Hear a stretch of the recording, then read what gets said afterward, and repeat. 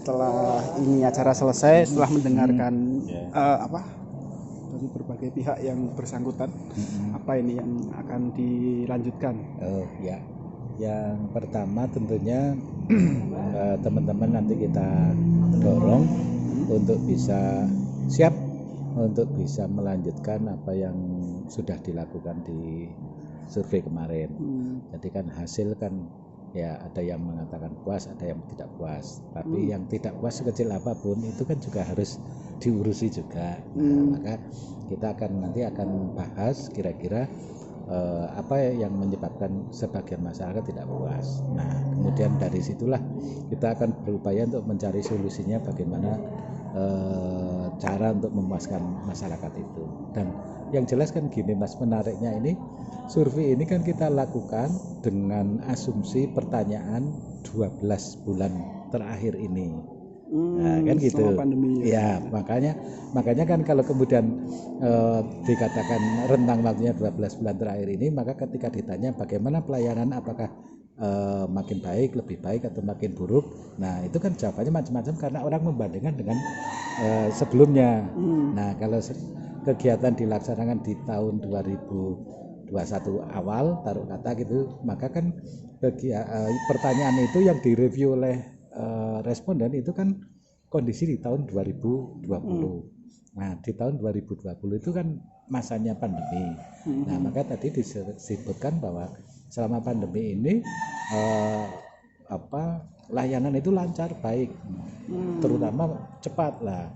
Kita coba konfirmasi cepatnya karena apa? Kita cek kepada masing-masing kepala puskesmas, rupanya memang di pandemi itu jumlah pasien itu memang menurun drastis. Nah, ketika asumsinya kemudian ketika jumlah pasiennya itu sedikit, maka pelayanan menjadi lebih cepat. Nah, sekarang kita kembalikan besok kalau pandemi sudah selesai, apakah iya?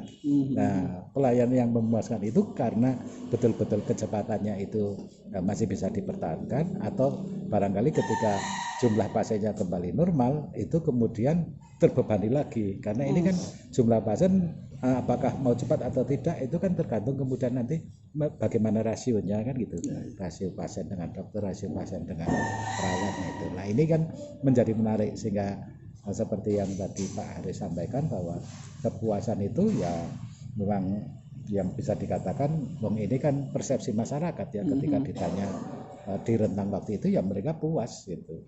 Nah, ini ya tetap kita terima itu pendapat masyarakat. Nah, tapi apakah kemudian ada hubungannya dengan COVID, itu yang menjadi tantangan teman-teman nanti untuk dilakukan survei kembali. Kemudian yang kedua ada hal yang menarik juga tentang apa yang menjadi kebutuhan tapi belum terpenuhi di puskesmas. Nah, ini kan pendapat masyarakat kan tidak tahu ketentuan tentang regulasi tentang puskesmas itu standarnya apa, syaratnya apa, kan masyarakat tidak tahu. Tapi bahwa masyarakat mengusulkan kepingin supaya ada alat ronsen, ada apalagi dokter spesialis dan sebagainya, itu kan keinginan masyarakat. Nah, tadi Pak Kepala Dinas sudah memberikan satu solusi yang menurut saya perlu menjadi pertimbangan, bahwa paling tidaklah di wilayah-wilayah perbatasan itu ada rumah sakit tipe D. Ya, kan ini kan untuk mengurangi satu beban masyarakat yang terlalu jauh secara geografis antara tempat tinggal dia dengan fasilitas rumah sakit umum Wonosobo misalnya. Kemudian yang kedua juga bisa mengurangi beban rumah sakit Wonosobo ketika di masing-masing wilayah itu sudah ada puskesmas rawat inap, tapi kemudian syukur lagi ada rumah sakit tipe D. Paling tidak beberapa hal yang tidak bisa ditangani di tingkatan puskesmas sudah bisa ditangani di rumah sakit tipe D. Nah, ini menurut saya solusi yang baik dari hasil survei itu. Ini yang perlu diskusikan dengan pemerintah daerah. Kalau memang pemerintah daerah prinsipnya kepingin mendekatkan pusat layanan itu dengan masyarakat, ya usulan dari Pak Kepala Dinas menjadi sangat relevan. Kalau melihat kenyataan di lapangan, di lapangan kan bahwa untuk sekarang saja masalah SDM untuk tenaga kesehatan khususnya dokter ya, itu kan masih sangat kurang sekali. Apakah nanti realistis dengan usulan bahwa akan ditambahkan lagi rumah sakit tipe C ya tadi ya, tipe D ya, tipe D itu, apakah nanti tidak akan membebani tenaga kesehatan yang ada? Ya, menurut saya kan semuanya kan harus melihat bahwa yang namanya sektor kesehatan ini kan menjadi urusan wajib daerah, ya kan? Nah, satu menjadi urusan mesti jadi prioritas. Nah, maka ketika rasio dokter dengan pasien di Wonosobo itu belum baik, ini yang mestinya juga harus dipikirkan oleh pemerintah Wonosobo. Nah, menurut informasi yang teman-teman gali, itu Wonosobo tidak menarik bagi para dokter. Karena apa? Memang tidak ada perhatian dari pemerintah kabupaten terhadap para dokter yang diundang untuk datang ke Wonosobo. Khususnya kesejahteraan. Iya, tidak menarik, fasilitasnya tidak ada itu loh. Makanya mereka ngapain sekolah mahal-mahal, kerja di Wonosobo dengan gaji yang begitu mepet gitu. Nah, itu yang menjadi persoalan di situ. Nah, ini makanya kan kami sudah pernah sampaikan juga dengan beberapa pihak supaya ya jangan hanya bicara keterbatasan anggaran lah, tapi paling tidak kan ada komitmen, kemudian komitmen dibuat dalam rencana kan gitu. Nah, perkara kemudian nanti realisasinya seperti apa kan kita tidak tahu, tapi paling tidak adalah keinginan untuk memperbaiki itu. Sebab kalau tidak diperbaiki rasio itu, ya nanti antrian panjang akan muncul lagi, Mas. Setelah pandemi ini selesai, jumlah pasiennya sudah normal lagi, sudah tidak ada yang takut karena COVID di fasilitas pelayanan, itu pasti akan muncul antrian panjang. Kalau antrian panjang itu muncul, maka ya kembali muncul ketidakpuasan. Nah, Pak, ini ada kontradiksi yang menurut saya agak menjadi sebuah tanda tanya nih. Kalau ngomong bahwa fasilitas dokter gaji atau masalah finansial gaji dokter itu kurang di Wonosobo, sementara kalau melihat dari PAD itu kan rumah sakit maksudnya di fasilitas kesehatan yang menyumbang PAD paling besar nih. Ya, betul. Nah, ya. Apakah ada, saya nggak ngerti ini pengaturannya seperti apa sih sebenarnya? Ya, sampai saat ini ya menurut saya hampir tidak ada pengaturan karena rasio yang selama ini tidak ideal pun ya tetap dijalankan saja kan gitu.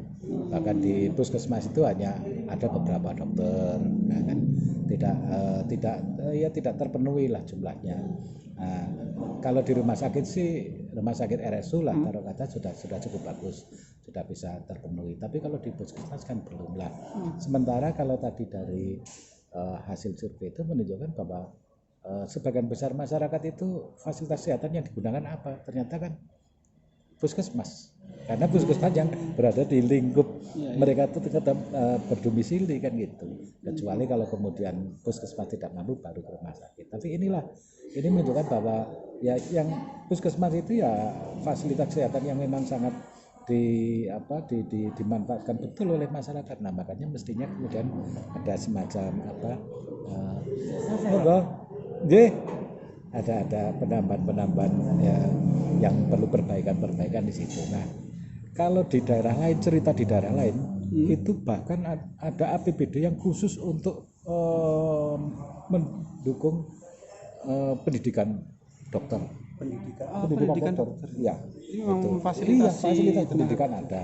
Kemudian yang namanya fasilitas tempat tinggal itu juga disiapkan. Sedangkan di Wonosobo tidak. Nah, itulah yang menyebabkan. Kalau saya melihat di beberapa titik di puskesmas ya, itu kan juga ada rumah dinas untuk dokter.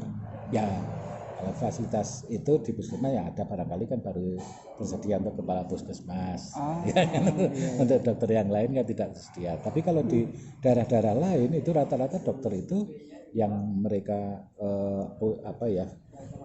waktu utamanya itu bekerja di puskesmas milik pemerintah atau di rumah sakit milik pemerintah itu difasilitasi semua, rata-rata seperti itu. Ya, di wilayah sekitar kita Teduh ini fasilitas mereka jauh lebih baik daripada Wonosobo. Itu yang ketika kita ngomong-ngomong dengan teman-teman dokter itu ya jawabannya seperti itu. Tidak ada dukungan fasilitas yang begitu menarik gitu lah sehingga orang mau datang situ. Nah, dari hasil ini apakah nantinya akan dijadikan bekal untuk mendorong pemerintahan? Ya, karena ini kan persoalan puskesmas kan tidak hanya selesai di puskesmasnya saja. Jadi puskesmas itu sekalipun sudah diberikan hak otonomi lah kalau ada seperti itu, tetapi kan ini terkait dengan pelayanan masyarakat secara umum, ya kan. Nah, maka kebijakan secara umum itu tetap ada di pemerintah kabupaten. Nah, hal-hal yang tidak bisa diselesaikan di tingkatan puskesmas ya kita akan bersama-sama untuk kita bawa ke tingkat kabupaten untuk bisa dicarikan solusinya di situ. Ya. Terima kasih waktunya, Pak. Siap, saya yang terima kasih juga sudah dibantu untuk bisa menyampaikan aspirasinya.